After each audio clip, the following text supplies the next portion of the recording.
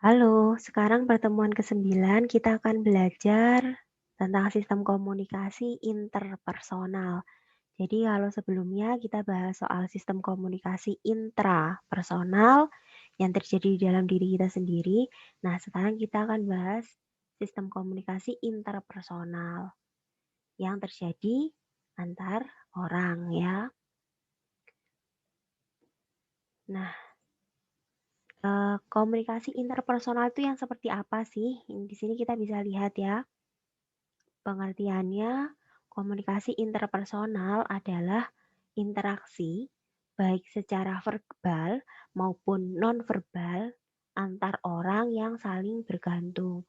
Jadi, verbal itu ya melalui kata-kata baik itu tulisan maupun lisan. Dan juga nonverbal misalnya gestur ya, gestur tubuh seperti itu. Antar orang jadi di sini berlaku antara 2 orang atau lebih. Tidak terbatas hanya 2 orang ya, tapi bisa lebih, bisa 3, 4, dan seterusnya. Nah, komunikasi interpersonal ini dipengaruhi faktor personal maupun situasional. Kita bahas yang faktor situasional dulu ya. Jadi faktor situasional yang mempengaruhi persepsi interpersonal artinya faktor situasional yang mempengaruhi persepsi kita terhadap orang lain atau persepsi orang lain terhadap kita, itu ada 6 ini. Yang pertama adalah deskripsi verbal. Deskripsi verbal itu yang seperti apa? Ya, deskripsi yang disampaikan oleh pihak ketiga gitu, secara verbal. Misalnya begini, Anda saat ini akan bertemu dengan Anita gitu. Kemudian ada teman Anda yang bernama Lutfi. Nah, Lutfi ini memberitahu, "Oh, kamu mau ketemu sama Anita ya? Oh, Anita itu orangnya begini, begitu, begini, begitu." Nah, apa yang disampaikan oleh Lutfi tadi tentang Anita adalah deskripsi verbal dan hal ini bisa mempengaruhi persepsi Anda tentang Anita begitu. Kemudian yang kedua, petunjuk proksemik. Petunjuk proksemik adalah yang berkaitan dengan jarak. Jadi, kalau Anda perhatikan ya, biasanya sahabat gitu, biasanya akan duduk berdekatan ya. Duduk berdekatan ini kemudian bisa membangun kedekatan sampai, yang tadinya hanya mungkin kenalan saja kemudian bisa menjadi sahabat. Nah, jarak ini adalah petunjuk proksemik kita dalam mempersepsi orang lain.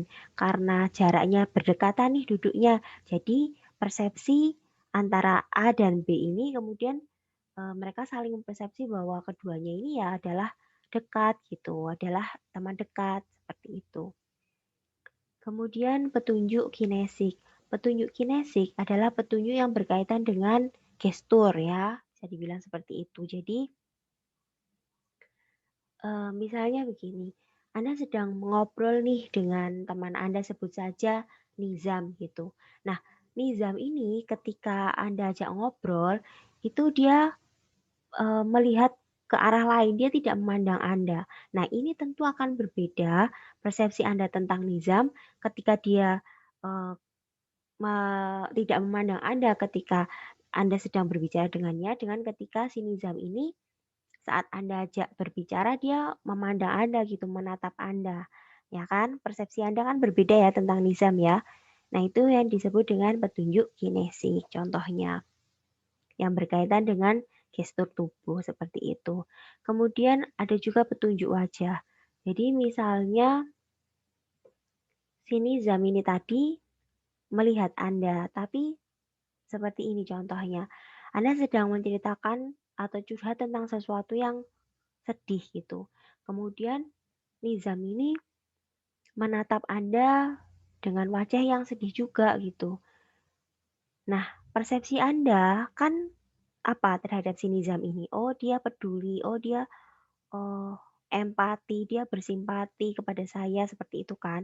Akan beda dengan ketika misalnya Nizam Anda ajak cerita melihat Anda sih, tapi dia tersenyum gitu. Anda cerita tentang satu hal yang sedih tapi dia tersenyum. Anda mungkin akan mempersepsi Nizam ini sebagai orang yang tidak punya empati ya dan tidak bersimpati kepada Anda seperti itu. Kemudian yang kelima adalah petunjuk paralinguistik. Paralinguistik ini adalah bagaimana sesuatu itu disampaikan. Jadi misalnya begini, ada seseorang bertanya kepada Anda, "Siapa namamu?" Kemudian ada juga yang bertanya kepada Anda, "Boleh saya tahu siapa namamu?" Nah, ini sebenarnya kan sama ya, menanyakan nama Anda, tapi persepsi Anda terhadap kedua orang tersebut itu bisa berbeda. Mungkin Anda akan menganggap atau mempersepsi bahwa orang yang pertama itu cenderung lebih casual, lalu yang kedua oh cenderung lebih berhati-hati seperti itu ya. Kemudian petunjuk artifaktual. Artifaktual itu contohnya apa? Ya pakaian, baju, apalagi kendaraan, kemudian tas yang dikenakan. Nah, itu adalah contoh-contoh petunjuk artifaktual. Anda tentu akan biasanya ya mempersepsi secara berbeda orang-orang yang ini deh misalnya. Ini kan sama-sama laki-laki ya, ini Anda lihat ya, sama-sama laki-laki, tapi yang satu menggunakan helm warna putih, yang satu menggunakan helm warna kuning. Yang pakai helm warna putih ini berdasi, ya, pakai jas, sementara yang satu ini yang pakai helm warna kuning ini pakai baju yang lebih casual. Nah, ya, jadi ini adalah petunjuk artifaktual yang membuat persepsi Anda terhadap kedua orang ini bisa berbeda, seperti itu. Lanjut pada faktor-faktor personal pada persepsi interpersonal. Yang pertama adalah pengalaman. Pengalaman ini bisa secara formal maupun informal. Misalnya begini, kalau orang yang berprofesi sebagai HRD itu biasanya kan ada pelatihannya ya, untuk lebih mudah menilai atau mempersepsi seseorang gitu. Ini yang pelatihannya pengalaman secara formal. Tapi yang informal juga ada, misalnya ibu gitu. Seorang ibu mungkin akan tahu Anda sedang dalam masalah meskipun Anda tidak menceritakannya. Dari mana dia punya persepsi seperti itu? Ya karena pengalaman gitu, ya. Kemudian yang kedua motivasi. Anda manusia itu kita ya cenderung mempersepsi orang lain itu berdasarkan motivasi. Contohnya begini, ketika Anda tahu nih seseorang, sebut saja Bu Tias, sorry, siapa ya yang Bu Ria gitu misalnya ya. Nah, Bu Ria ini dikenal sebagai sosok yang sukses, maka Anda itu pasti akan cenderung melihat Bu Ria ini sebagai sosok yang ramah, yang giat bekerja, yang disiplin dan lain sebagainya. Pokoknya yang sifatnya cenderung positif seperti itu. Ya, itu adalah motivasi. Kemudian yang ketiga adalah kepribadian. Kepribadian itu eh, begini, ada satu penelitian yang ternyata menunjukkan bahwa orang-orang yang cenderung ramah, santai ya, itu eh, cenderung menilai atau mempersepsi orang lain sebagai orang-orang secara positif itu. Jadi misalnya ketika orang-orang yang ramah dan eh, santai ini mempersepsi orang lain, itu mereka akan persepsi dengan kata-kata misalnya baik hati, ramah, rajin seperti itu. Tapi kalau orang-orang yang otoriter itu biasanya akan mempersepsi orang lain cenderung hitam putih saja.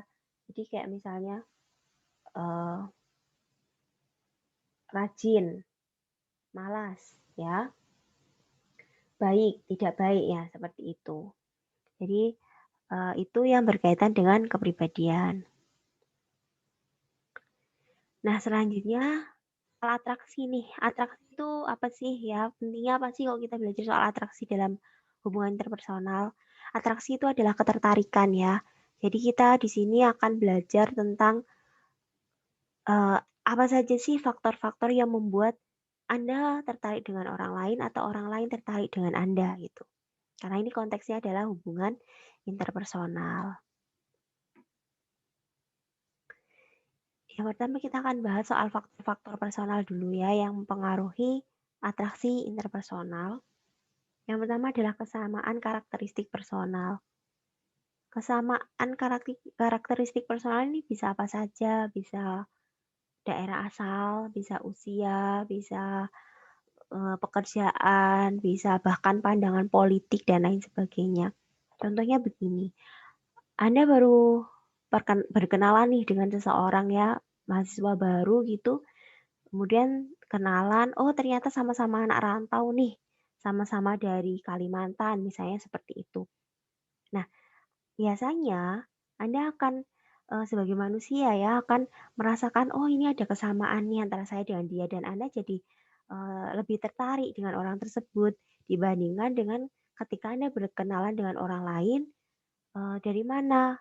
Dari Sulawesi gitu. Nah, Anda tidak punya saudara dari Sulawesi, Anda tidak punya memori tentang Sulawesi gitu. Jadi tidak ada kesamaan antara Anda dengan orang tersebut.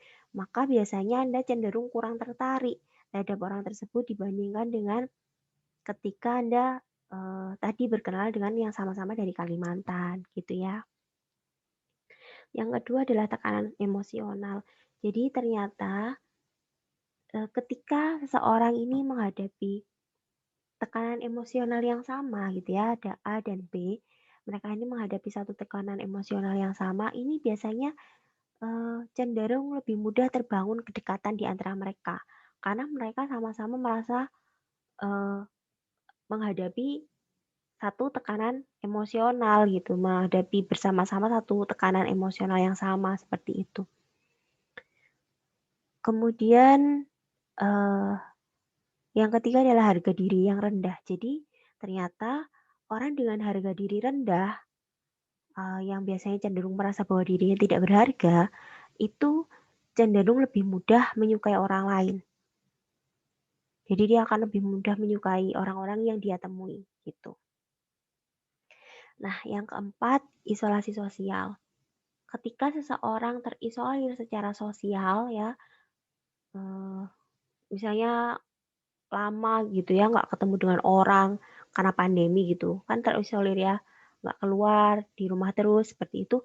Kemudian akhirnya keluar, bertemu dengan orang. Nah, biasanya yang terjadi adalah kecenderungan untuk menyukai orang-orang yang dia temui, seperti itu, atau tertarik dengan orang-orang yang dia temui, gitu. Nah, jadi ini adalah 4 faktor personal yang mempengaruhi atraksi interpersonal. Lanjut pada faktor-faktor situasional yang mempengaruhi atraksi interpersonal. Satu adalah daya tarik fisik ya. Jadi daya tarik fisik orang lain itu biasanya akan membuat Anda tertarik pada orang tersebut. Makanya ini juga yang menjadi salah satu alasan mengapa banyak SPG misalnya gitu ya, kok dicari yang secara fisik menarik gitu ya. Karena ini daya tarik fisik tersebut bisa membuat orang-orang tertarik untuk ya nanti kemudian ditawarkan suatu produk oleh SPG tersebut gitu. Lalu yang kedua adalah ganjaran atau reward. Ganjaran atau reward ini tidak melulu hadiah fisik ya. Jadi ketika Anda bertemu dengan seseorang, ya Anda berteman dengan seseorang, tapi kemudian dalam interaksi kalian itu ternyata teman Anda ini mudah sekali tersenyum kepada Anda, atau dia mudah sekali mengucapkan terima kasih, dia sangat menghargai Anda. Nah, itu biasanya akan membuat Anda tertarik terhadap orang tersebut. Jadi yang tadinya mungkin hanya teman, akhirnya bisa menjadi sahabat seperti itu.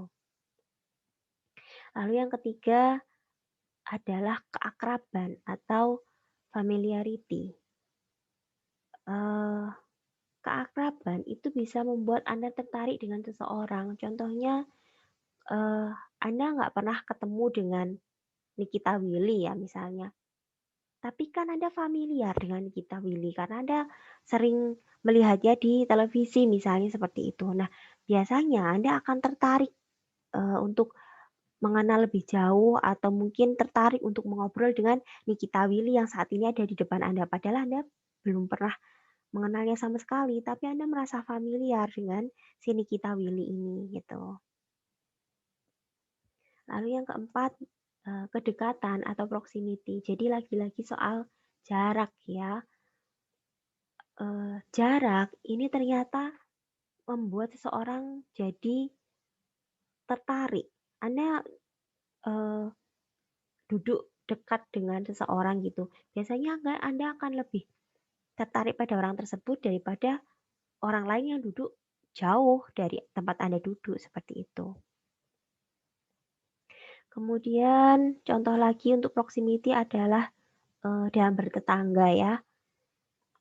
Anda mungkin akan lebih tertarik dengan tetangga sebelah rumah Anda ketimbang dengan tetangga yang ada jaraknya 10 rumah dari tempat Anda tinggal begitu. Kemudian faktor situasional yang lain yang mempengaruhi atraksi interpersonal adalah kemampuan. Jadi inilah yang mendasari mengapa orang yang punya kemampuan hebat gitu ya, misalnya kayak ya kemampuan apapun, misalnya kemampuan menyanyi, kemampuan dalam pelajaran, kemampuan akuntansi, kemampuan ngegame dan lain sebagainya gitu, itu menarik, lebih menarik ketimbang orang yang kemampuannya biasa-biasa saja atau yang bahkan tidak menunjukkan kemampuan sama sekali gitu. Karena memang kemampuan ini adalah faktor situasional yang mempengaruhi atraksi interpersonal. Anda wajar kalau sampai tertarik pada orang yang punya kemampuan lebih atau di atas rata-rata gitu. Lanjut. Nah, hubungan interpersonal, komunikasi yang efektif itu ditandai dengan hubungan interpersonal yang baik. Dalam komunikasi, Anda mungkin bisa berkomunikasi yang mana komunikan atau orang yang Anda ajak bicara itu paham dengan apa yang Anda sampaikan. Tapi tidak melulu hubungan interpersonal itu terbangun dengan baik. Nah, itu sebenarnya kurang baik ya, kurang efektif ya. Yang efektif ya adalah ketika Anda menjalin hubungan interpersonal atau komunikasi dengan orang lain ini paham apa yang Anda sampaikan dan hubungan Anda dengan orang tersebut adalah hubungan yang baik seperti itu. Nah, ini menurut Anita Taylor, komunikasi interpersonal yang efektif itu meliputi banyak unsur, tapi hubungan interpersonal barangkali adalah yang paling penting gitu. Nah, ini ada 4 teori hubungan interpersonal ya. Ini mari kita pahami gitu. Untuk mengenal bagaimana sih kita sebagai manusia itu ternyata dalam berhubungan dengan orang lain. Yang pertama adalah model pertukaran sosial. Nah, ini adalah teori atau pendekatan yang bisa digunakan untuk melihat bagaimana sih sebenarnya yang terjadi dalam satu relasi. Dalam model ini ya, yang pertukaran sosial ini memandang bahwa hubungan interpersonal itu adalah selayaknya atau seperti suatu transaksi dagang. Yang seperti apa? Orang itu berhubungan dengan orang lain karena mengharapkan sesuatu yang bisa memenuhi kebutuhannya. Jadi misalnya si A ini mungkin akan bersahabat dengan si B. Kenapa? Karena misalnya si A ini adalah seorang yang pendiam dan dia butuh teman yang eh, apa ya lebih banyak bicara dan nanti orang yang nantinya akan lebih banyak bercerita sementara dia mendengarkan seperti itu. Makanya kemudian si A ini bertentangan dengan si B yang banyak berbicara seperti itu. Nah, menurut Thibault and Kelly ya, ini adalah pakar dalam dalam model pertukaran sosial. Mereka ini menyimpulkan bahwa asumsi dasar yang mendasari seluruh analisis dalam model pertukaran sosial adalah bahwa setiap individu itu secara sukarela memasuki dan tinggal dalam hubungan sosial hanya selama hubungan tersebut cukup memuaskan ditinjau dari segi ganjaran dan biaya. Empat konsep pokok dalam teori ini kan ada ganjaran, biaya, laba, dan tingkat perbandingan. Ganjaran ini ya, jadi laba itu adalah ganjaran dikurangi biaya. Ketika seseorang itu merasa bahwa dalam suatu hubungan tidak mendapatkan laba, maka ia akan mencari hubungan lain yang mendatangkan laba. Ganjaran itu adalah apa yang didapatkan. Biaya adalah apa yang dikeluarkan, gitu ya. Nah, laba ini adalah ganjaran dikurangi biaya. Dan tingkat perbandingan ini akan menentukan dia akan tetap dalam relasi ini atau mencari relasi yang lainnya. Misalnya begini, si A berteman dengan si B. Kemudian selama berteman ini, si A itu tadi contohnya adalah dia senang mendengarkan cerita gitu ya. Jadi dia senang berteman dengan si B yang sifatnya lebih terbuka dan banyak bercerita. Nah, selama si A ini mengeluarkan biaya adalah mendengarkan dan mendapatkan ganjaran adalah mendengarkan cerita gitu ya, maka dia akan merasa mendapatkan laba atau merasa terpenuhi keinginannya untuk bisa mendengarkan cerita orang lain. Maka di sini dia akan tetap berada dalam hubungan tersebut. Tapi ketika ternyata misalnya ya si A ini bertemu dengan si B yang ternyata si B ini juga tidak banyak bercerita, si A juga tidak banyak bercerita gitu. Sementara si A pinginnya punya teman yang bisa banyak bercerita gitu. Maka A dan B ini interaksinya tidak akan bertahan lama. Si A mungkin akan mencari orang lain yang banyak bercerita untuk bisa memenuhi kebutuhan dia mendengarkan cerita seperti itu.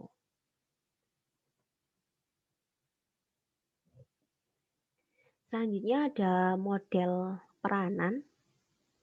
Nah, teori ini memandang bahwa hubungan interpersonal adalah panggung sandiwara gitu.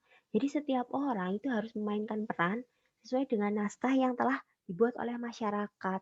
Nah, naskah di sini maksudnya seperti apa ya? Ya, adalah peran-peran yang sudah ditentukan atau dituntut oleh masyarakat terhadap seseorang gitu. Hubungan interpersonal itu akan berkembang baik bila setiap individu itu bertindak sesuai dengan ekspektasi peranannya. Jadi misalnya sebagai seorang ayah itu yang seperti apa ya mengayomi keluarga begitu ya, baik istri maupun anaknya. Nah, itu yang disebut dengan role expectation atau ekspektasi peranan. Kemudian juga harus sesuai dengan tuntutan perannya atau role demands. Tuntutan peran itu yang apa? Tuntutan peran adalah desakan sosial ya yang memaksa individu untuk memenuhi peranan yang telah dibebankan padanya. Ya tadi jadi eh, ekspektasi peranannya adalah ayah gitu.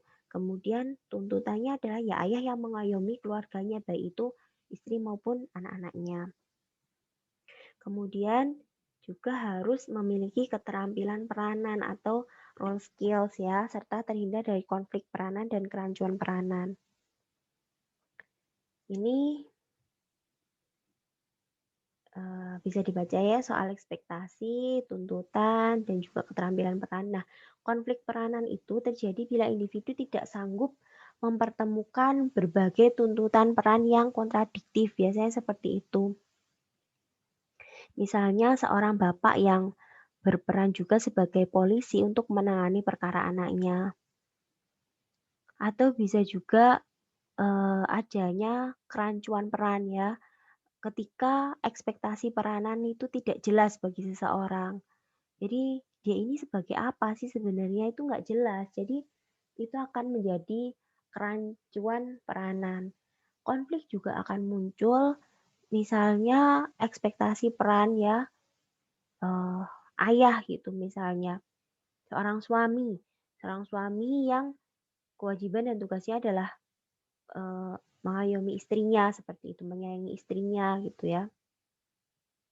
Kemudian tuntutan peranannya secara desakan sosial adalah, dia adalah seorang suami yang bisa menafkahi istrinya misalnya begitu. Tapi ternyata pada kenyataannya si suami ini, eee, akhirnya kesulitan dalam menjalankan hal tersebut dan dia cenderung melukai istrinya. Nah, itu juga akan menjadi konflik peranan. Lalu selanjutnya adalah model bermain. Nah, model ini berasal dari psikiater Eric Berne ya. Analisisnya dikenal sebagai analisis transaksional. Dalam model ini, orang-orang berhubungan dalam bermacam-macam peranan dan yang mendasarinya ada 3 bagian kepribadian, yaitu orang tua, dewasa, dan anak. Nah, orang tua ini adalah aspek kepribadian yang merupakan asumsi dan perilaku yang kita terima dari orang tua kita atau orang yang kita anggap orang tua kita. Jadi, pokoknya aspek kepribadian yang itu biasanya ada pada orang tua gitu ya. Kemudian dewasa adalah bagian kepribadian yang mengolah informasi secara rasional, sesuai dengan situasi dan biasanya berkenaan dengan masalah penting gitu. Nah, yang ketiga, anak ini adalah unsur kepribadian yang diambil dari perasaan dan pengalaman kanak-kanak dan mengandung potensi intuisi, spontanitas, kreativitas, dan kesenangan. Misalnya begini,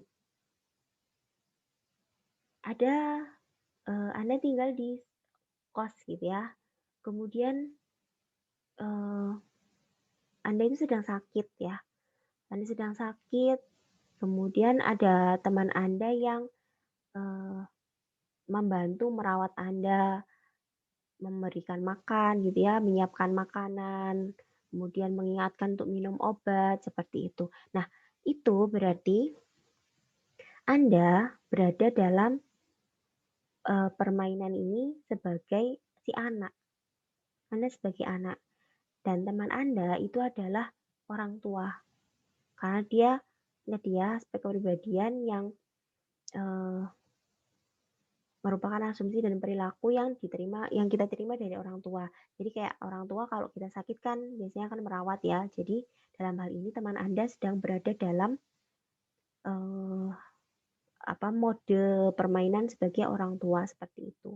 Nah, eh, ini adalah yang idealnya ketika Anda sebagai orang tua maka Anda sebagai anak maka kemudian orang lain sebagai orang tua maka relasi ini akan eh, berjalan dengan baik gitu. Tapi ketika misalnya Anda sedang sakit ya sebagai anak, kemudian teman Anda itu eh, ngomong gini, ya udah kamu ke rumah sakit Ki dan juga makanya jangan sering begadang seperti itu. Nah, ini kan berarti dia sedang mengolah informasi secara rasional ya karena Anda sakit karena sering begadang seperti itu. Tapi ini berarti dia sedang berada pada permainan ini dia sebagai dewasa gitu. Dan ini yang namanya silang kepribadian. Jadi ketika Anda sebagai anak tapi teman Anda sebagai dewasa gitu. Apakah relasi ini akan berjalan dengan baik itu? Ya, bisa juga gitu tetap berjalan dengan baik, tergantung bagaimana, Anda berdua ini menyikapinya. Ada juga yang memang oke-oke aja, tapi ada juga yang, kemudian kurang cocok, seperti itu.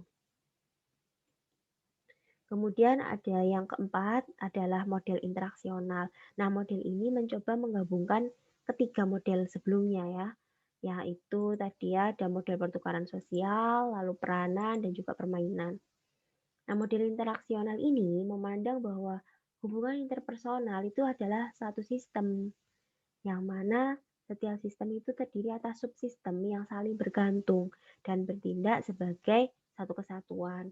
Nah, karena model ini menggabungkan ketiga model sebelumnya, maka hubungan interpersonal itu dapat dipandang sebagai sistem dengan sifat-sifatnya yang untuk menganalisisnya itu perlu melihat karakter-karakter individu yang terlibat ya, semuanya. Karakter individu yang terlibat, kemudian sifat kelompok dan juga sifat lingkungan semuanya harus dilihat atau dianalisis secara teliti gitu. Seperti itu. Saya kira itu dulu ya. Selanjutnya kita dialog diskusi di Google Classroom. Terima kasih.